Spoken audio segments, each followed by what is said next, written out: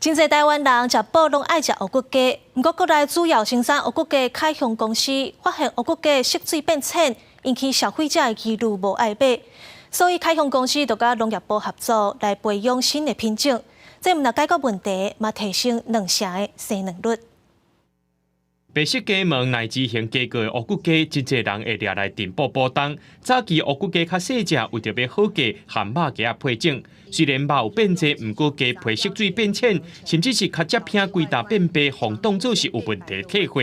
开兴公司决定和农业部特产试验所进行参与式育种，选出更较好的乌骨鸡品种。总产大概可以提升将近2成的产蛋。那在鸡场的部分大概可以提高到300克的一个换肉率的一个稳定度。在屠宰场，我们几乎没有被摆的鸡的。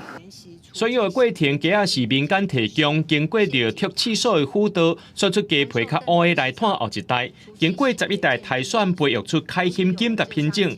脱刺素表示，因为国内饲鸡产业经济基础无够大，大部分的业者拢无愿意投入成本悬、时间搁拖长的育种。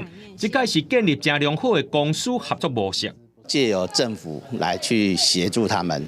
那他们本身就是要出人力，要出经费。要出时间，这些都是他们必须要去承担的一些育种的成本。